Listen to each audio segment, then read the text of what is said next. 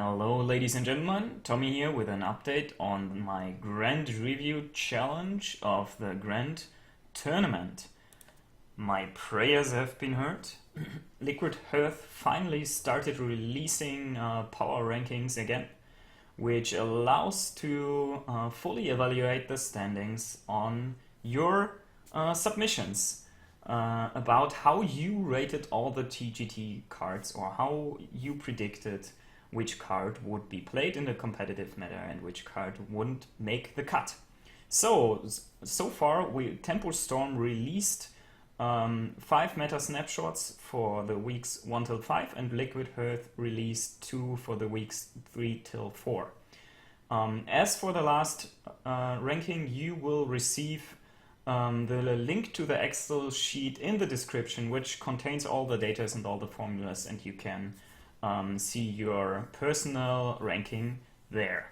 Let's talk a little bit now about the meta snapshots. First, Tempo Storm.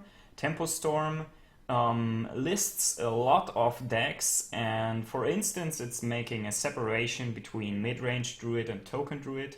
They list these archetypes as actually 2 different decks, and they are listing a lot of shaman cards, for instance, like Charged Hammer and Elemental Destruction, just to give you an idea how this works. You can check all the stuff they are listing on the Tempo Storm website.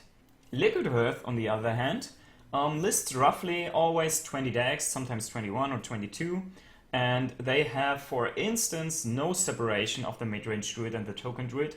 They list different deck lists for a certain archetype, such as mid-range druid.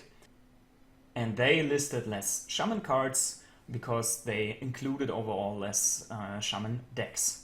And I really like this as different opinions, because the meta snapshots are obviously just expert opinions. It's experts, so these are really people who play the game every day, and they come together and they sit together in a sort of board and have a voting or something about which cards should be competitive listed and which cards are not there. And they take deck lists from people which are really having success with these specific deck lists. So I really like that idea to combine both rating systems, but the problem is it is not possible because Liquid Hearth didn't release power rankings for the first 2 weeks after the TGT release, which kind of makes sense because they are arguing like the meta was totally screwed up and it was very hard to come up with a defined list,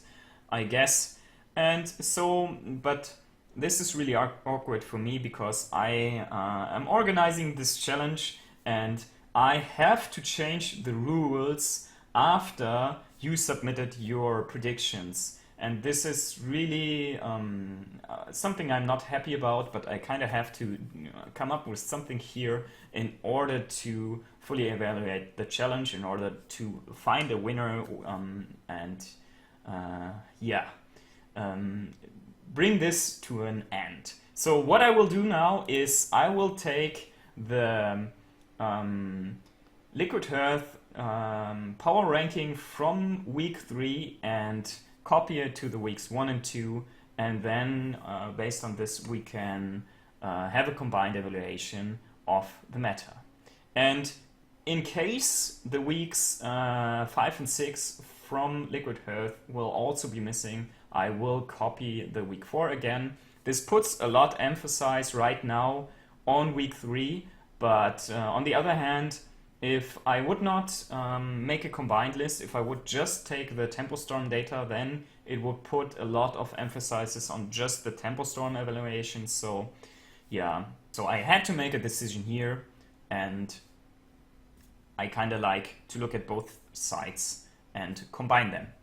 And the good thing is, I looked at multiple choices, and no matter what I did, if I took the Tempo Storm data only, or if I took my combined version, the winner was always the same person.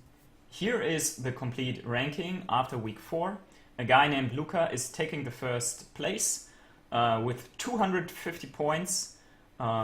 Pretty good job. It looks like if there's nothing too special happening, not too many new cards rising in the last 2 weeks, it looks like that he will go home with the first place and take the 40 packs to his account. I highlighted all the experts, Enclays, Nocturne and Trump. Actually, they all made it to the top 10. Enclays and Nocturne both on place 7, and Trump, the unofficial Trump version, is just 1 point behind them on place 8. So all the experts did a pretty decent job overall, judging or predicting on how the TGT cards would perform in the competitive meta. Pretty interesting to me to see. I am a little bit down the road at 199 points, and interestingly, the average score a submission gained is roughly 196 points. That shows that the experts made a really decent prediction of the TGT cards. That's it. Please make sure to leave questions and critiques in the comments as always. Thanks for watching. Bye bye.